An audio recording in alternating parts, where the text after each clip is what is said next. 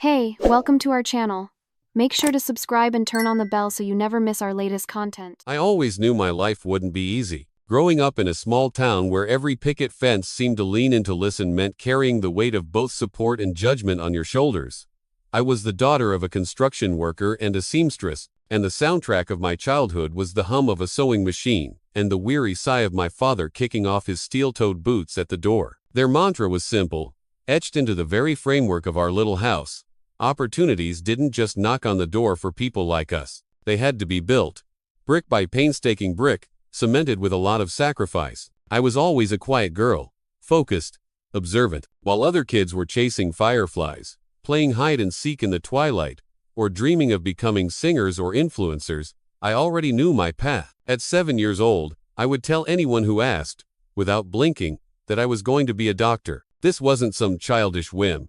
It was a promise forged in the heat of a single, searing memory. I was standing on our porch, watching the world through the screen door, when our neighbor, Mr. Henderson, collapsed in his front yard. The suddenness of it, the way his body just folded, then came the shouting. His wife's cry was a sound I'd never heard before, sharp and ragged. The rush, the family's raw despair, that thick, heavy atmosphere of urgency, it all imprinted itself on me like an invisible scar. I stood there, a small, silent witness, feeling a lump rise in my throat and one thought, a single, powerful question that would echo through the rest of my life. What if I knew how to help? What if I could save someone? From that day forward, my life gained a singular, unwavering focus. While my high school classmates eagerly awaited the next football game, the next party, the next whispered romance in the hallways, I dove into books. I knew that every page I turned was one step closer to my dream. There were so many times I studied while my stomach growled with hunger,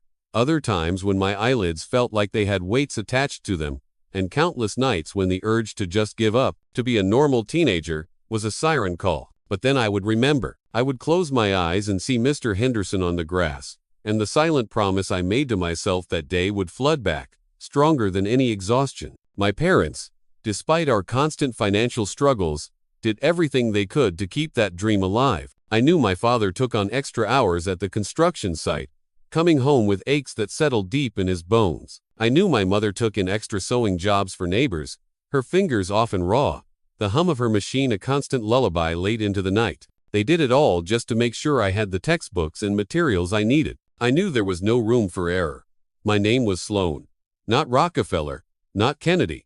I didn't have an influential last name or a trust fund waiting for me. Everything, absolutely everything, depended on me. Every sleepless night, every weekend I surrendered to study, was an investment in my own future. And as much as it hurt sometimes, I was willing to pay that price. My friends would post smiling photos from beach trips, parties, or just lazy, carefree weekends spent laughing in the Sunday. I'd see them from the confines of my room, a space walled in by books, summaries, and notes. Those four walls felt like silent witnesses to every tear I shed, every anxiety attack that tightened my chest, every single moment I questioned if it was all going to be worth it. And it wasn't just a few times that I thought about throwing it all away.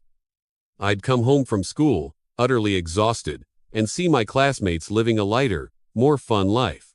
I'd sometimes wonder if I was truly living, or just surviving.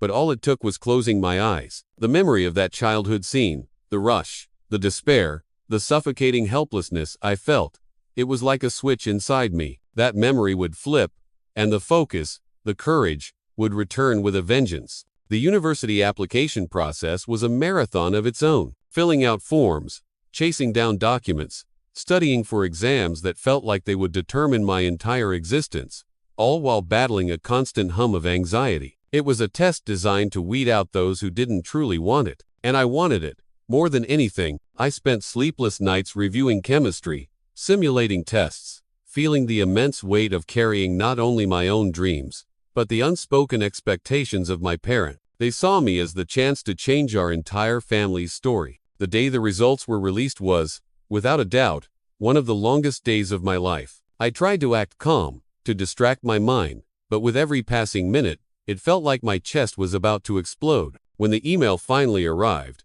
my hands were shaking so much that I had to take 3 deep, ragged breaths before I could click it open. And there it was, my name, in letters that seemed to shine right off the screen, followed by a single word, Approved. Approved for the pre-med program at one of the most respected universities in the country. The scream that tore from my throat was primal, a release of years of pent-up pressure. It echoed through our small house, and my parents came running in, their faces pale with fear, thinking something terrible had happened. But when I pointed at the screen, their fear melted away into a cascade of emotion. We hugged, we cried, we laughed, all at once. It was a chaotic, beautiful mess. In that moment, it felt as if all the effort, all the silent, lonely battles had finally been validated. It wasn't just my victory, it was a victory for our whole family, for my mother, who had pulled all-nighters sewing dresses, for my father, who came home with his body aching but never once let me feel like I was a burden, and for a quiet girl from a small town, who since she was little, believed that she could indeed be the master of her own destiny. That day, the whole town found out. Neighbors clapped when I walked by. Old teachers called, their voices thick with emotion, and for the first time in my life, I felt that the world was indeed much bigger than the town where I was born. A new story was about to begin. Life at university was everything I expected and more. It was challenging, overwhelming, and utterly consuming. But it was amidst this controlled chaos that I met the person who would completely change the trajectory of my life. His name was Lachlan. He was a business student with a laid-back, relaxed demeanor, and a smile that seemed to carry the ability to calm any storm. We met, of all places, in the line at the campus snack bar. He was distracted, talking to a friend, and turned right into me, spilling hot coffee all over his own books. I offered him a stack of napkins, and laughing at his clumsy mishap, we struck up a conversation.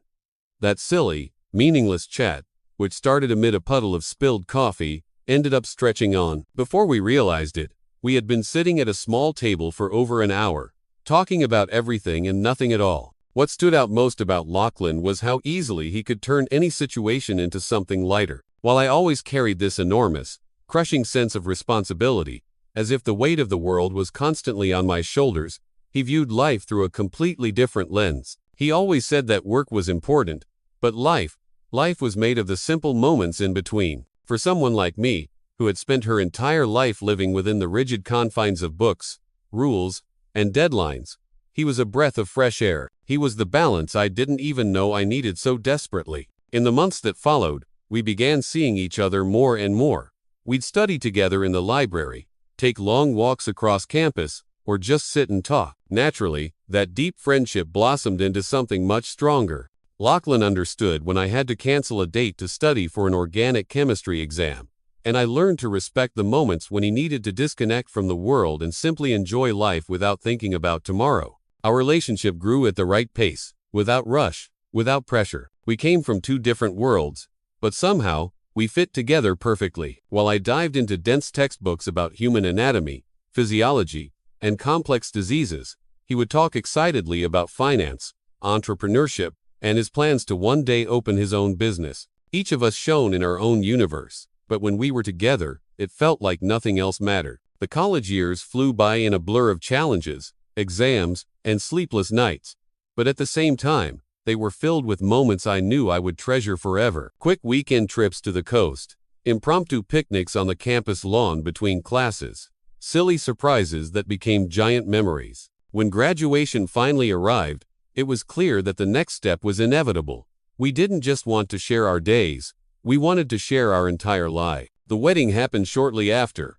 It was a simple, intimate ceremony, surrounded only by the people who were truly part of our story. There was no luxury, no ostentation, but it was full of more meaning than any grand affair could ever hold. As I walked down the aisle toward Lachlan, holding a small bouquet of wildflowers, I felt that all the weight of my choices, my sacrifices, my sleepless nights, it had all been worth it. There he was, standing still with that goofy, infectious smile on his face, the same smile I had first met in the snack bar line years ago. And at that moment, for the first time, it felt like everything in my life finally made perfect sense. In the early years, life as a married couple was everything we had imagined. It was built on support, partnership, and a deep, unspoken complicity. Lachlan always said that what we had was rare, that not everyone was lucky enough to find someone who genuinely added to their life, who made them better, and he spared no effort to make it work. While I was facing the grueling hours of my medical residency, Coming home exhausted from 24-hour shifts at the hospital, he took care of everything else. He handled the house, he'd have dinner ready for me, no matter how late I got home, and he never failed to remind me, every single day, how incredible he thought I was. But over time, reality began to show its teeth. It began to prove that love, no matter how strong, sometimes needs more than just beautiful words and good intentions to survive. My career grew larger and faster than I had ever expected. The hospital demanded more and more of me. The shifts increased, the responsibilities piled up, and the precious time I once dedicated to the small things like sitting down for dinner together, watching a movie on the couch, or simply talking about our days was swallowed whole by my heavy, relentless routine. On the other side, Lachlan was also advancing professionally. His business was taking off. Work trips became more frequent, projects got bigger, and meetings seemed endless. And without either of us really realizing it, what was once a perfect partnership began to transform into a silent coexistence. It was almost mechanical. We still lived in the same house, under the same roof, but gradually, it felt like we were living in completely different worlds. The conversations became shorter, functional. The hugs became rarer, the glances less frequent. The messages we sent during the day, once full of affection and inside jokes, turned into logistical reminders. Did you pick up the clothes from the dry cleaner? Remember dinner with your parents on Saturday. The dishwasher repair is scheduled for Tuesday. Everything seemed to revolve around obligations, tasks, and commitments. And what was once so light, so full of camaraderie and love, became suffocated between deadlines, exhaustion, and a growing emotional distance that neither of us knew how to bridge. The curious thing is that neither of us noticed how much we were drifting apart. Or perhaps, we chose not to notice. It was as if the love was still there, somewhere deep down, dormant, waiting for someone to wake it up, to pull it back to the surface, to remember why we started all of this in the first place. But as the days bled into weeks, and weeks into months, the silence seemed more comfortable than the discomfort of actually talking, of admitting that things weren't the same anymore. And it was precisely in this moment of fragility, this quiet, lonely space we had created, that fate decided to move the pieces on the board, without warning, without ceremony, in the cruel, unpredictable way it loves to act. And when that happened, our entire story began to take a turn that neither of us could have ever imagined. When Donovan reappeared in my life, I wasn't prepared. He had been in some of my classes during the first years of medical school. He was always confident, self-assured, with that easy, seductive charm that, in the past, I would have never given a second thought to. But now, everything was different. I was no longer that energetic, dream-filled girl from college. The sheer weight of my routine, the emotional exhaustion from my job, and the deep, gnawing fatigue of adult life had transformed who I was. I felt worn down, invisible, and perhaps, in that moment, Donovan noticed exactly that. It all started subtly. A casual message about work, a request for my opinion on a difficult case at the hospital, nothing that raised any suspicions. After all, we were just colleagues, two professionals committed to saving lives. At least, that's what I tried to convince myself. The conversations became more frequent. A quick coffee in the cafeteria after a long shift, exchanging messages outside of work hours, until, before I even realized it, I found myself laughing at his jokes. Jokes of a kind I couldn't remember Lachlan making in a very, very long time. Donovan was the kind of man who always knew exactly what to say at the right time. And worse, he knew how to spot the cracks in someone's armor. He could tell when someone was vulnerable, needy, longing to hear the words that the rest of the world seemed to have forgotten to say. He made sure to remind me that I was smart, that I was beautiful, that I was an incredible woman. Words I hadn't heard in so long. Not from Lachlan, not from anyone. And as much as I tried to convince myself that this was just a friendship, that I was in control, that it would never go beyond harmless conversations, there was a part of me that was giving in. There was a piece of me that felt so utterly invisible in my own marriage. A part of me that felt forgotten, suffocated, exhausted from being only Dr. Sloan, the responsible one, the one who carries the world on her shoulders, the one who solves everyone else's problems but never receives a look of admiration, of desire, of simple recognition for herself. The line between right and wrong became increasingly blurred. It was a faint, hazy thing I could barely see anymore. And when I finally realized it, I had already crossed it, without even noticing. And there I was, in a hotel bed with him, The mistake happened quickly. It was impulsive, almost without time to think. And in the very next second, the crushing, suffocating weight of my guilt crashed over me like an avalanche. There was no romance, no love, no tenderness, just guilt, just that absurd, hollow emptiness that consumes you from the inside out, that corrodes every thought, that makes you want to claw back time and erase everything. I tried to act as if nothing had happened. I'd come home, see Lachlan, and my heart would feel so tight it physically hurt. His gaze, which once seemed merely distracted, now seemed heavy, suspicious, even though I knew he didn't know anything. Not yet. My own conscience became my cruelest tormentor. Any gesture from him, any word, any silence, seemed to carry a judgment that, in truth, only existed within my own fractured mind. But the universe has a cruel way of revealing truths, and in my case, it came from a place I least expected. A friend of Lachlan's, who also worked as a pharmacist at my hospital, was at a cafe near work. He was sitting at a table when he unintentionally overheard a conversation that made his blood run cold. Donovan. He was sitting with two other doctors, laughing and boasting, as if it were something to be proud of. He was describing details of what had happened between him and me. He was talking disrespectfully, callously, as if I were just another conquest. Lachlan's friend froze for a few seconds, unable to believe what he was hearing. At first, he thought it might be a misunderstanding, but as the arrogant words kept spilling out of Donovan's mouth, it became impossible to ignore. My name, Sloan, was mentioned more than once. Without thinking twice, he picked up his phone and called Lachlan directly. His voice was steady, but he spoke carefully, aware that the words he was about to say would destroy something much bigger than a single moment. He recounted exactly what he had heard, word for word, without beating around the bush. And at that moment, Lachlan felt a void open in his stomach, as if he had just been punched. His head started spinning, his chest tightened. It was a toxic mix of white-hot anger, disbelief, and a profound, soul-crushing disappointment. He hung up the phone without saying much. He told me later he just sat in his car, gripping the steering wheel so hard he felt like it might break in his hands. He got home early that day. He walked in, looked at me, his eyes empty of the warmth I once called home, and went straight to the point. No beating around the bush, no half-truths. He blurted out, "Tell me one thing, Sloan." His voice was dangerously calm. "Do you have anything to tell me?" My expression froze instantly. My blood ran cold.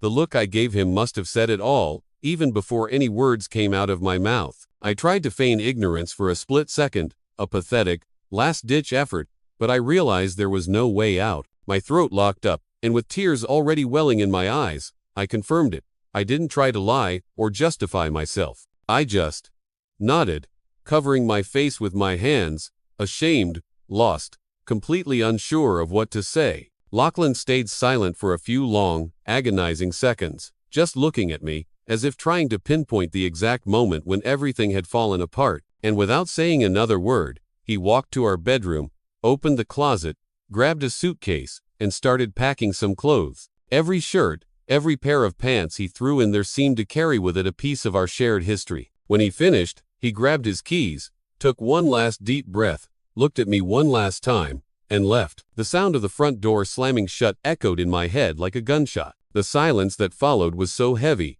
so absolute, it felt like it was crushing my chest. And just like that, in a matter of minutes, the life we had built together, it ceased to exist. The days that followed were the loneliest I had ever experienced in my entire life. The house felt cavernous, empty, suffocating. It was full of the ghosts of a life that, from one moment to the next, no longer existed. Everything seemed to question who I was. The photos on the mantelpiece, the shared coffee mugs in the cabinet, the scent of his cologne that still lingered faintly on a pillow. Places and objects that once carried happy memories were now just painful, silent reminders of everything that I had destroyed. But what I didn't expect, not even in my worst nightmares, came a few weeks later. A delay in my cycle, a constant, low-grade malaise, spells of dizziness that would hit me at the hospital. I suspected. I hoped I was wrong. I took a test in the sterile, impersonal bathroom at work, and the confirmation was there. 2 stark red lines. Pregnant. The shock was so great that I had to sit down on the cold tile floor. My heart raced, my breathing became shallow, and a single, horrifying question formed in my mind, a question that would become my new tormentor. Whose baby is this? Panic took over.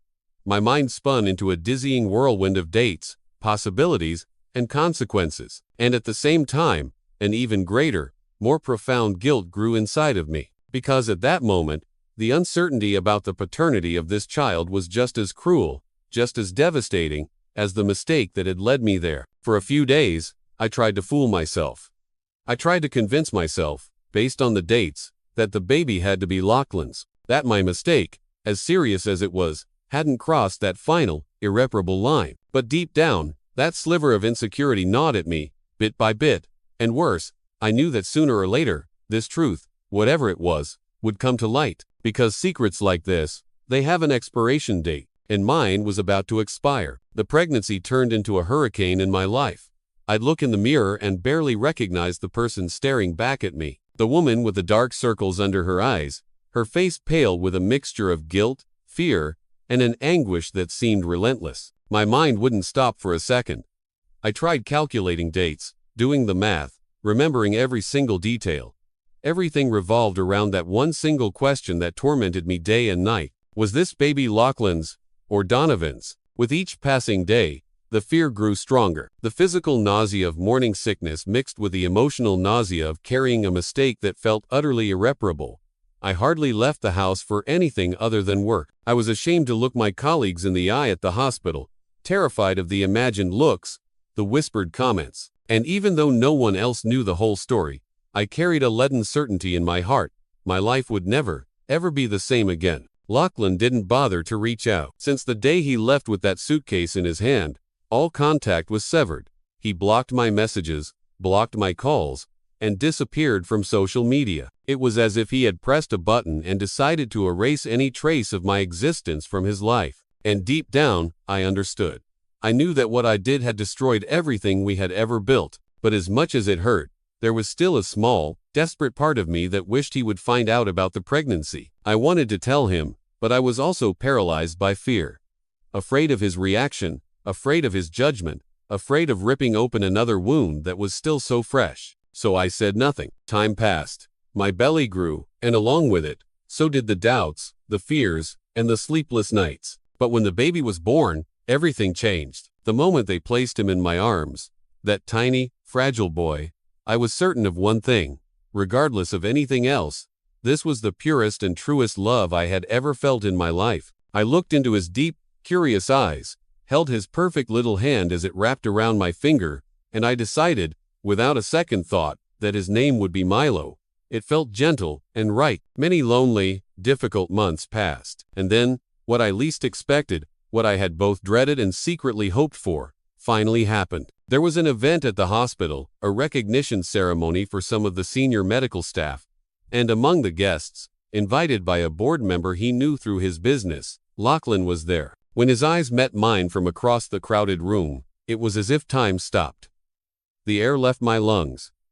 The shock was immediate, a jolt that went right through me. But what really broke him, what made his confident posture crumble, was when, a few minutes later, he saw a small child running between the chairs. A little boy with light brown hair, eyes that were a familiar shade of hazel, and a smile he knew so well. For a few seconds, Lachlan just froze. The world seemed to spin in slow motion.